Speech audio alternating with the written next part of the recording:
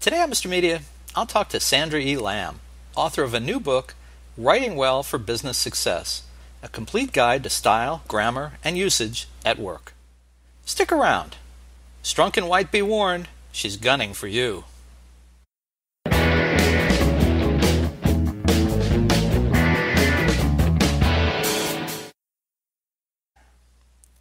I may be the worst writer in the world to be interviewing someone who has written a book with the subtitle, A Complete Guide to Style, Grammar, and Usage at Work. Honestly, I haven't paid strict attention to the rules of grammar since high school. Sometime in college, I figured out that if I focused on style and telling a coherent story, no one paid as much attention to my grammatical sins.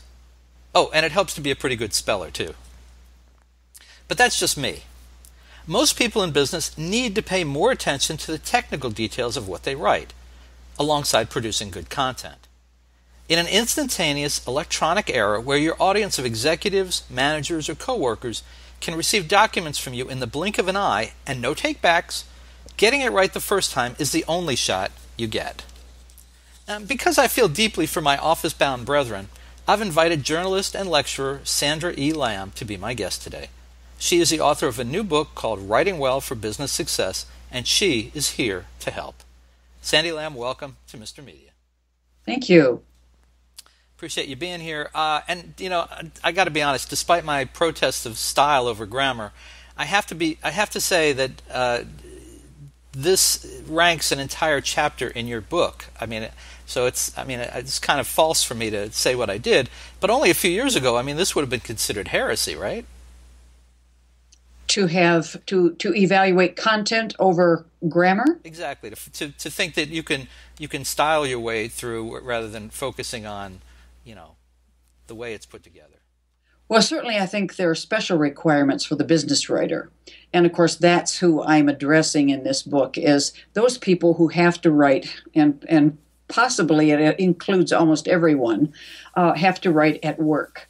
Because since the advent of the internet, and certainly now that business is done almost entirely by email, there is, of course, the good news and the bad news. The good news, of course, is that we have the immediacy of being able to communicate with people, as you said, in an instant, or before. Actually, sometimes I'm absolutely amazed. It seems I get an answer before I've asked the question. So it's like, oh my goodness, this is reading my thoughts. But that also has a dark side. And senior executives who I interview and sort of check in with periodically, who supervise a lot of people, say within the workplace, email is being rampantly fractured by people who are not using it properly. And it becomes a time waster for not only the people doing it, obviously, but for a lot of other people in the workplace. You talk about, I think you were addressing a group, and you asked about kind of the faux pas of email. You want to maybe mention a couple of those since you brought it up? Well, right. I think that what bosses say is one of their top level complaints is that users of email are neglecting the very fundamentals of the vehicle itself, and that is doing really silly things that you and I think no one does anymore, like hitting respond all instead of sending a message to only one person in their email group to whom they wish to have a communication. It doesn't seem possible that we're doing that. And if we have a minute or two, I will tell you a personal story. Please. I went to my local newspaper, the Denver Post, because I had an appointment to have lunch with a friend who is an editor there. And there's a massive room of, cubicles. So all these people are sitting within this little, cubicle city. And so you don't really see anyone often unless someone stands up. And I was asked to just be seated, and she would be with me as soon as she had met her deadline, which was, within minutes. So I'm sitting there looking out over this vast area of cubicle tops, and up pops her head like a prairie dog from a hole in the ground. I live in Denver, so that's why I know about prairie dogs. And she has this horror-stricken look on her face, and I'm like, oh my goodness, something terrible has gone wrong. So finally, we get together and we're having lunch. The whole lunch, she is totally distressed, and she says she's trying to complain about her boss to a friend. I know where this is going. Yes, however, she did not look to see that this was a group email, and her boss was one of the people to whom the email went. And so she said, "I don't think I'll have a job by the time I come back from lunch." So she did get it resolved. I don't know the ongoing relationship between boss and subordinate, but that is just one of the things that is one of the top things that people find really irritating in business.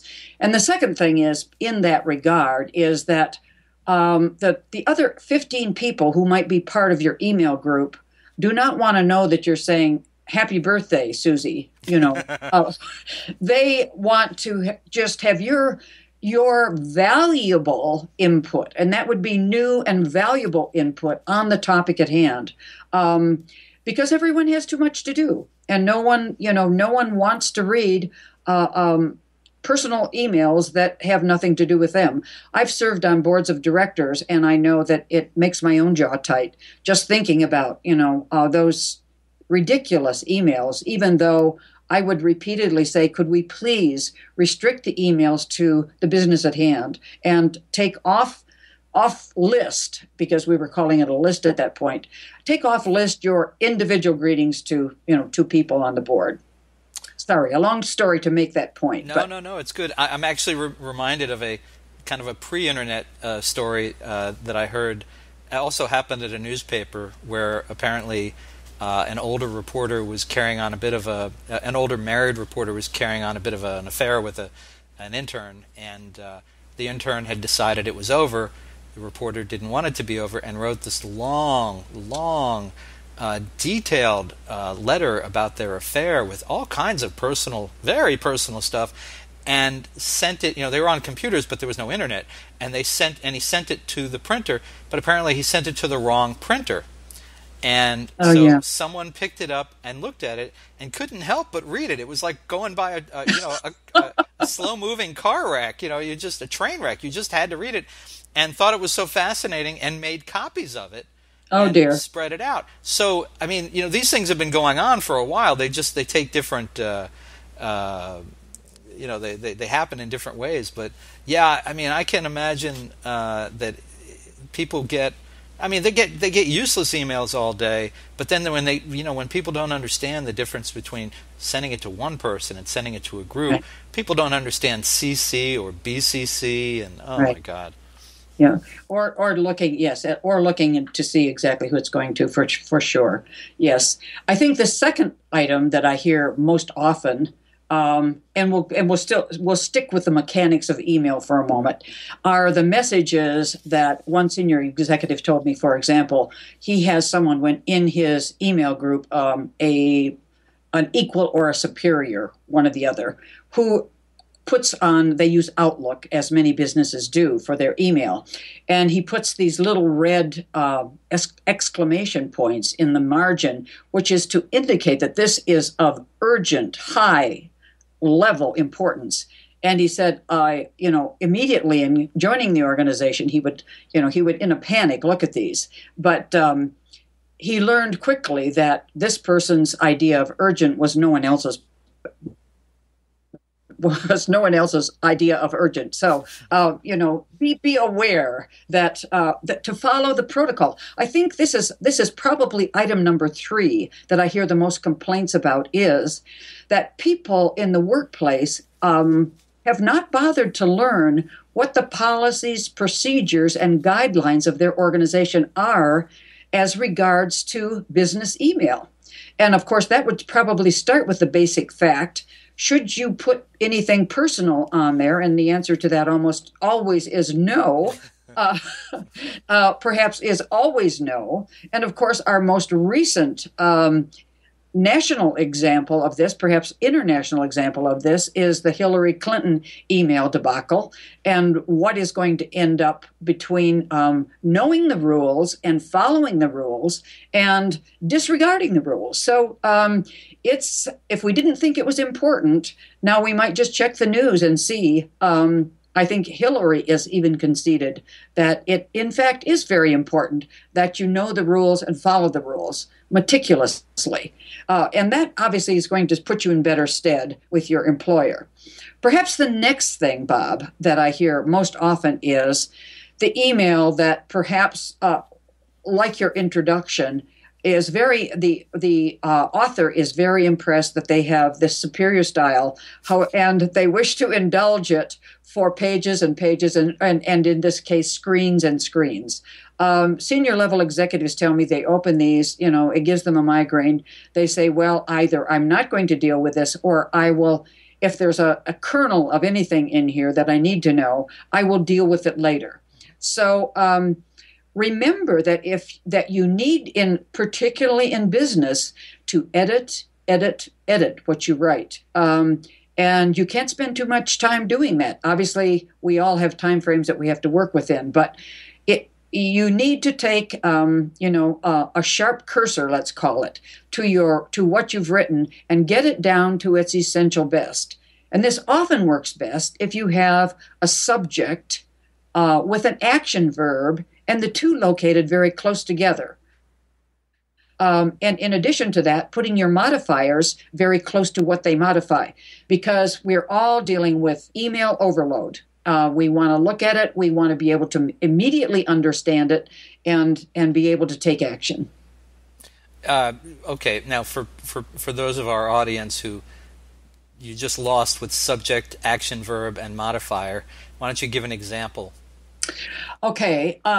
Because I know there's people who are long out of high school and are like, yes. Those terms sound familiar, but I can't quite place them. Let's see. Production line number 3, assembled, tra-la. So production line would be the noun. I should say line would be the noun. Production would be the modifier, which describes the noun, and assembled is the action verb here. So put those things close together, and as the beginning of that sentence illustrates, have your modifier as close to the word it modifies as possible. That is going to be clear. You don't necessarily, you want to alter your style a little bit to make it more interesting so it doesn't look like a telegram, but at the same time, in the workplace, following that rule most of the time is going to be the best way to succeed in business today, which is doing business by email, unfortunately, for the most part. And actually, that will lead me, Bob, to the next complaint I hear so often, and that is, before anyone starts to send a message, they need to analyze the vehicles that are available to them, or the bandwidth, as many people like to say today, of their message. What its nature is, and what the best vehicle is for conveying that. I was talking with a consultant recently who was called into a business that was in a terrible dysfunctional state, and the morale was in the basement. And she said she started interviewing people because, of course, that's her approach to finding out, the nature of what's going on here. What is the real basis of the problem? And for example, one person said that her boss, whom she had had for approximately 3 years and was located in the office next to hers, had never in that period of time given her directly face-to-face an assignment or even a performance review. He did everything by email. And, there are those messages that take face-to-face a human moment. And I would say, analyze your message. If it has high emotional content, if it's personal or has personnel information, if it's if it needs negotiation. Those are three primary situations where you would be best advised to maybe pick up the telephone and give a call and handle the business. This is the next thing that a senior executive told me, that a lot of people in business, he is finding, particularly a lot of his subordinates, are using email to just pass the buck. They're not making a decision. They're not, let's say, moving the ball forward, to use a sports analogy. So analyze your message first and figure out, just a minute, okay, I want to get to this point. Now, what's the best vehicle for getting there? Maybe it's not email. Email is great for passing information from one person to another. It's great for saying, for example, are you going to be in the meeting on Thursday at 2:00? But it's not good for saying, we need to discuss the new business plan and how we're going to approach these new clients. Those things where a lot of negotiation and a lot of planning are involved are going to be much better handled in a face-to-face meeting or in a telephone call. It's more and more common today to have people that are telecommuting, that are working from home, or that maybe they're time shifting their hours. Instead of coming in 9 to 5, maybe they're coming in 2 to 10, or they're coming in 6 to 2, something like that. How is business communication affected by that, or is it? Well, it certainly is. And in addition to those situations, Bob, we have, in fact, one of the senior executives I love to interview, because he has not only he has universal problems, he deals with teams of people all around the world.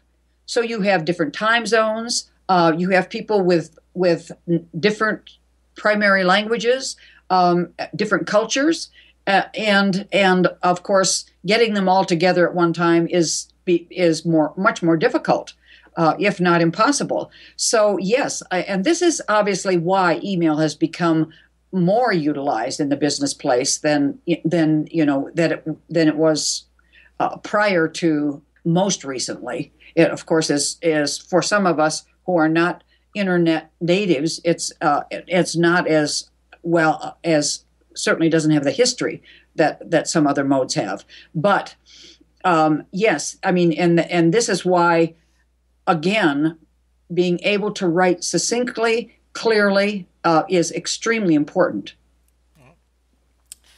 Sandy, after email, I kind of imagine that the business writing task that most employees and managers and even executives alike fear composing is the report. Where are the trap doors in report writing, and what are some simple fixes for better results? Well, I think yes, and this is certainly one example of where email works particularly well, because you're giving information to people. Again, the basic rules, of writing clear and concisely need to be in effect. But when you talk about trap doors, I think what you really need to make sure that you're including in your report is to answer the six basic questions that, again, let's go back to high school or college. We need to make sure we have certainly covered. And that is the what, the when, the where, the why, the who, and how much. Mm-hmm. So those basic 6 questions, will help you. Just use those as a guideline to make sure, if it's an accident report that happened on Thursday, you want all the details. You want the who was there. You want exactly when it happened. You want to know what happened. Just make sure that you have all that basic information. You've probably, and many of the viewers have probably also gotten so many emails where that basic information is incomplete. They may say, are you going to be at the meeting? Well, what meeting? When is it? Where is it? And who's going to be there? Those questions will keep you out of a lot of trouble, and obviously help make the business of conducting business run much smoother. Okay. I want to come back to the issue of style, because you support style in the book. You're for people using style within the business context. And actually, my favorite paragraph in the entire book, I want to read it to folks. It's actually at the top of page 70. And here's what you say. This is in the chapter titled Write with Style, Voice, and Tone. And here's what you say. Here's a simple test. Read aloud a few of those writers you admire and mark the places that exhibit great rhythm, style, and tone. Then read something you've written that has a similar audience and purpose and that requires about the same tone. How does your writing stack up? Have you varied the rhythm to make your writing interesting and pleasing to hear? It may sound silly, but personal style actually begins with someone else. The more you read and ponder the style of others who write well, the more you will see how they develop and express their ideas. This will help you develop your own personal style. This is a notion that, for me, goes all the way back to teaching my kids some basics of writing in middle school. And for me, it was as simple as, who do you like to read?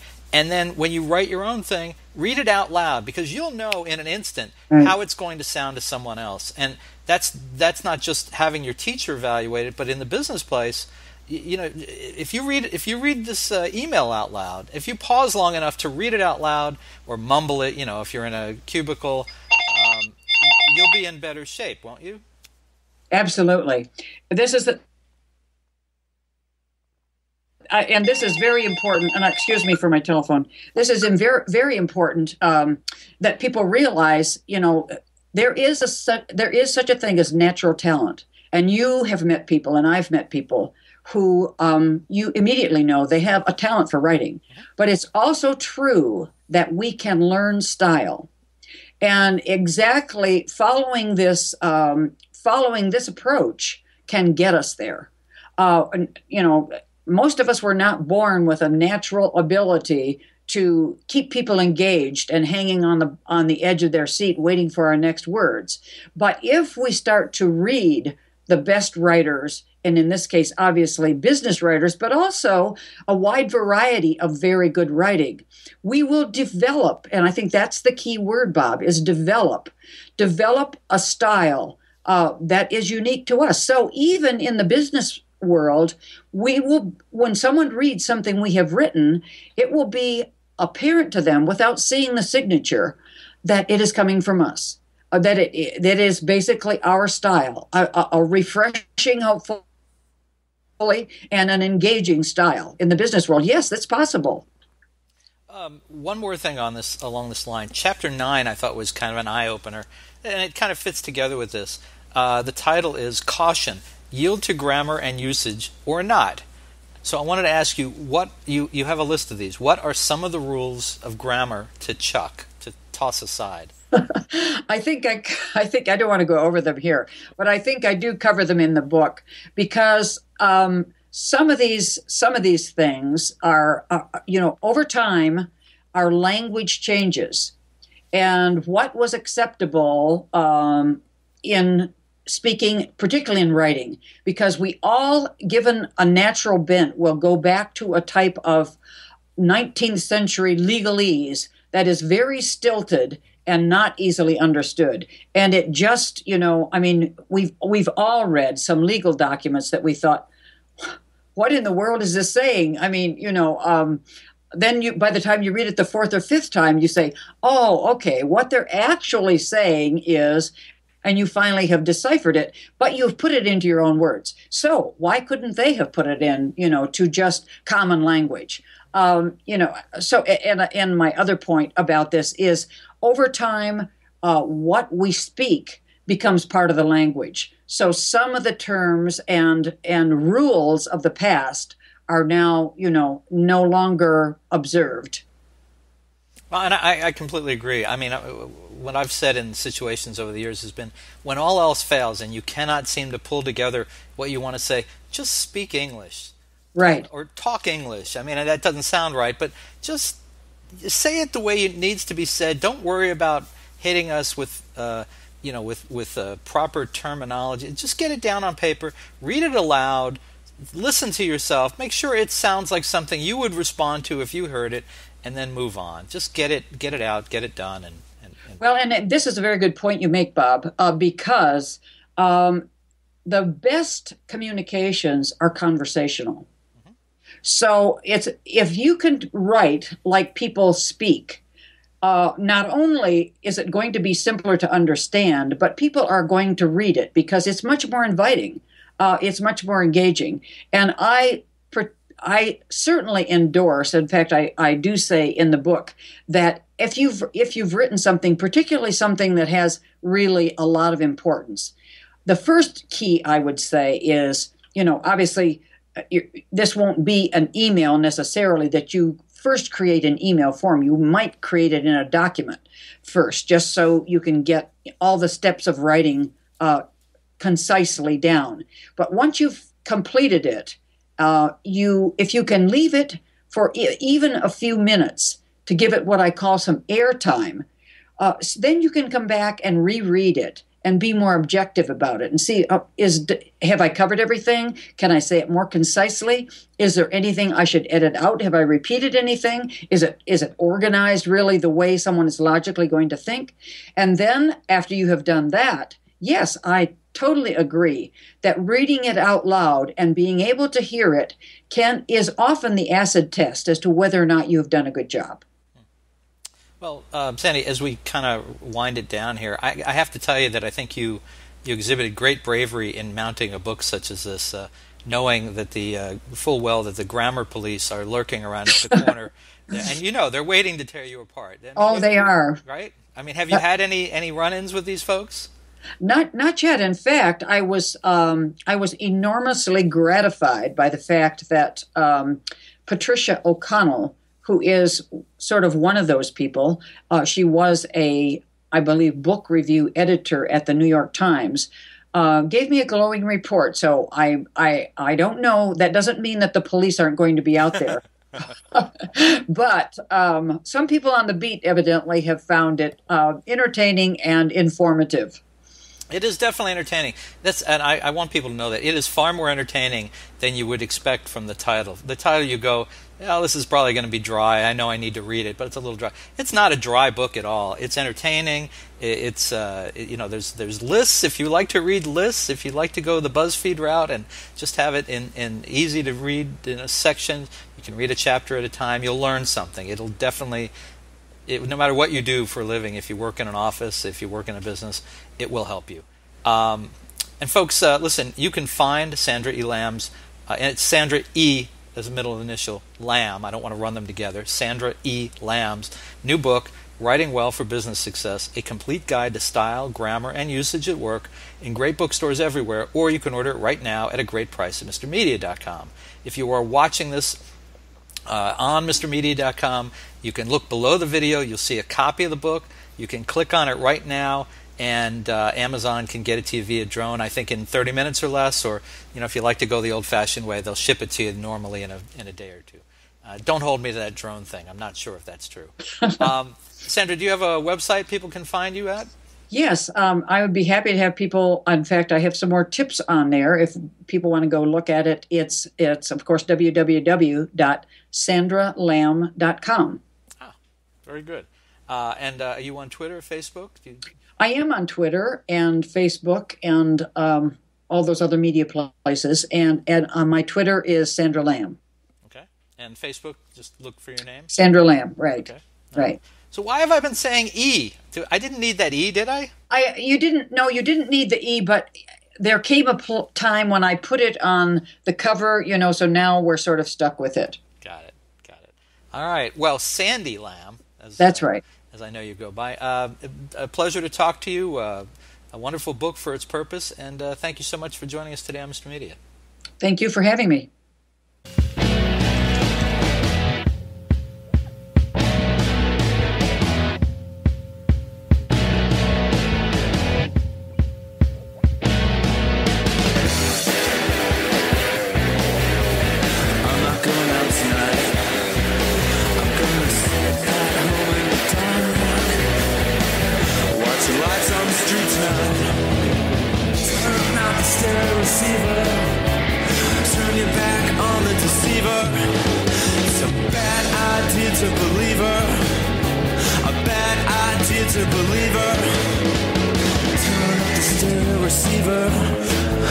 Turn up the stereo receiver.